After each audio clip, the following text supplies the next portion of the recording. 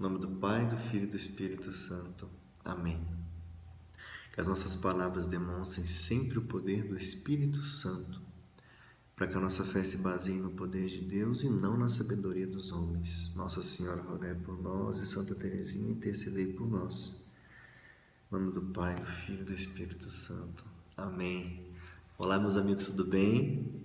Começamos mais uma vez uma reflexão juntos, né? Graças a Deus. Bom, a reflexão que eu trouxe para a gente fazer hoje, ela fala sobre corpo e alma, espírito, né? Então é algo que às vezes não é tão falado, mas a gente precisa de fato discutir, né? Eu quero começar essa reflexão trazendo aquele momento em que Jesus, quando está preso, ele é levado para Pilatos, né? Aí Pilatos pergunta para ele se ele é o rei dos judeus, né? Porque o povo está querendo prender ele, mas tu não é o rei deles, né? E aí Jesus fala, o meu reino não é daqui. O meu reino não é daqui.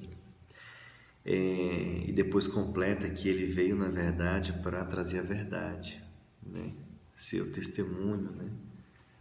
E aí isso faz a gente pensar, quando ele fala o meu reino não é daqui, ele está se remetendo muito ao plano, não esse plano daqui, né? Mas o plano da eternidade, né? O plano na eternidade.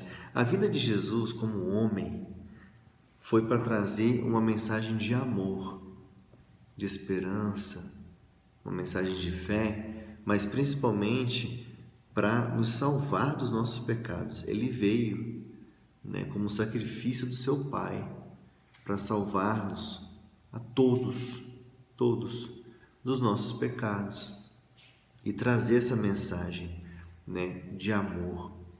Então ele traz um novo mandamento, né? Então, o mundo dele, quando ele fala que não é daqui, ele está querendo dizer, isso é uma mensagem muito forte para nós. O tempo dele aqui, assim como o nosso, foi passageiro, né? O reino da eternidade não é esse que a gente está vivendo aqui agora. Não é esse. Esse é o mundo que Deus nos criou, né, para nós.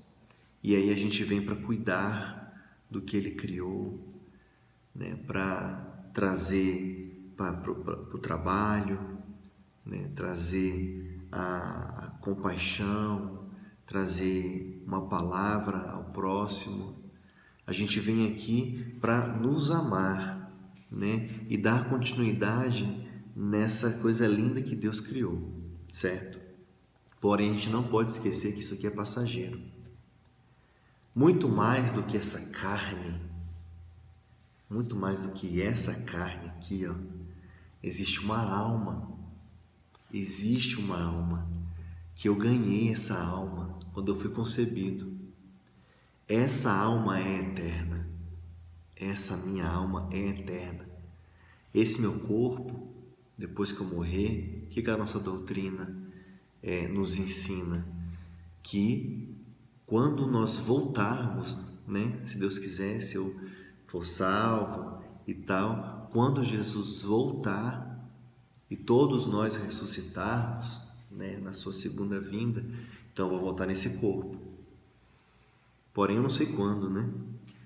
O ponto é, a vida aqui na Terra, ela é passageira. A alma que está aqui, que vocês não estão vendo minha alma, vocês estão vendo meu corpo, mas alma, essa alma é eterna. E eu preciso cuidar da minha alma. E muitas vezes, coisas que acontecem com esse corpo que vocês estão vendo, é para a cura da minha alma. Muitas coisas que acontecem com esse corpo é para a cura da minha alma. E aí eu trouxe mais duas passagens para a gente só relembrar isso nessa reflexão. Tem aquela passagem do paralítico, né, em que levam o paralítico a Jesus.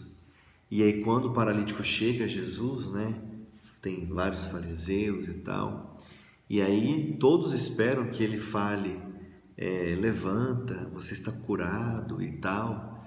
E aí Jesus vira para ele, todo mundo naquela expectativa, e ele vira e fala: teus pecados estão perdoados.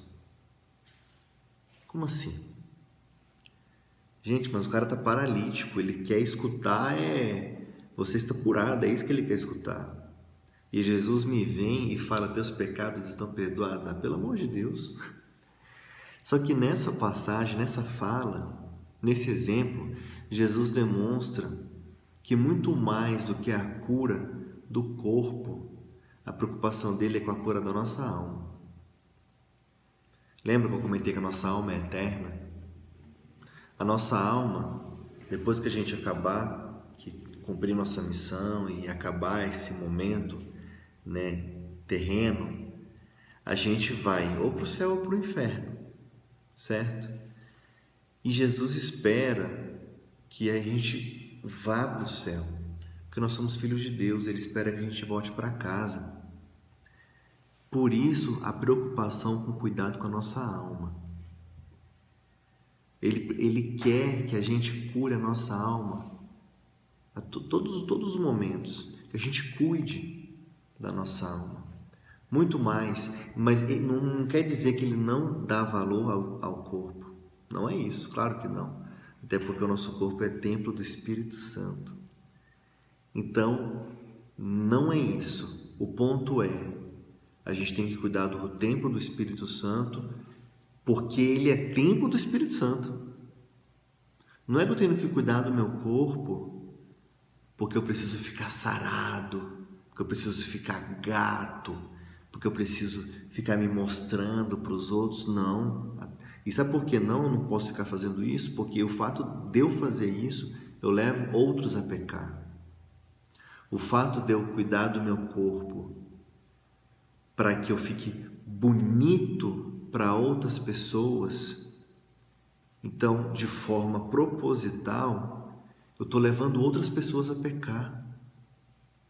Pessoas aí que são casadas, eu fico insinuando, ou seja, eu não posso usar o meu corpo para fazer outras pessoas pecar. Não posso. Eu tenho que usar meu corpo como templo do Espírito Santo. Ok, cuidar do meu corpo porque ele é templo do Espírito Santo. Ele está cuidando do Espírito Santo que está em mim e cuidando da minha alma. Esse é o ponto, né? Eu preciso cuidar da minha alma para que quando aconteça o meu fim aqui, essa minha alma esteja salva. Por isso o meu cuidado diário, a gente precisa ter esse cuidado diário.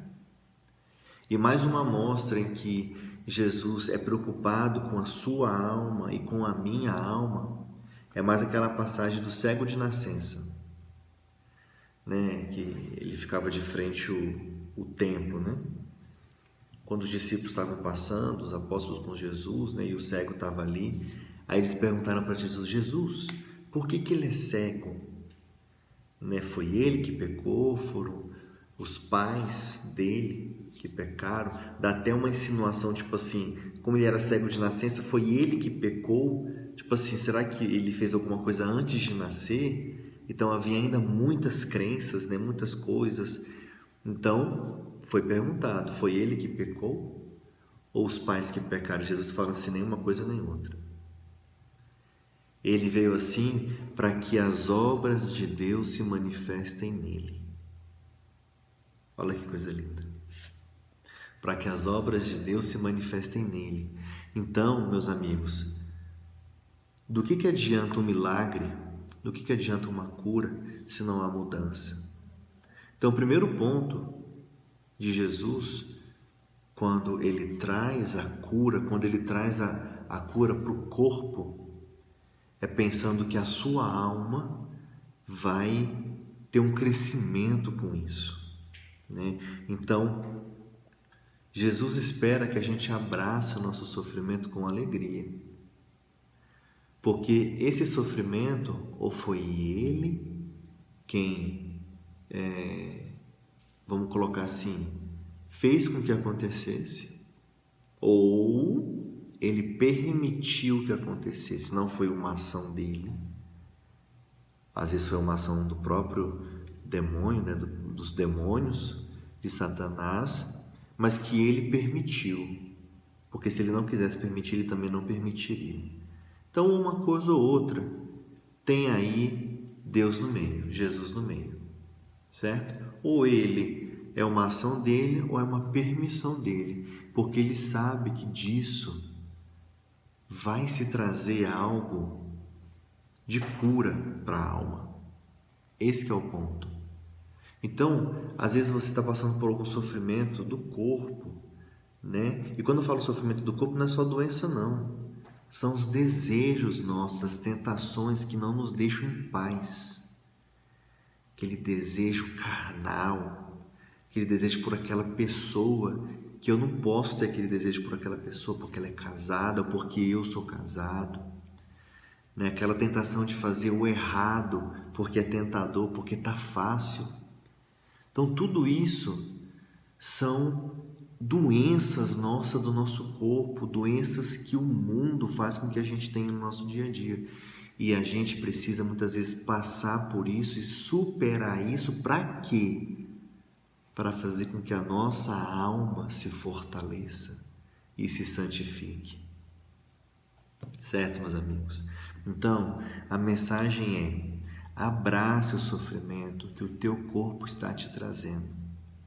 Ele vai te trazer com certeza um fortalecimento para a alma, um crescimento para a sua alma, um crescimento espiritual, e isso com certeza vai te trazer para muito mais próximo de Jesus do que você está hoje. Tá certo?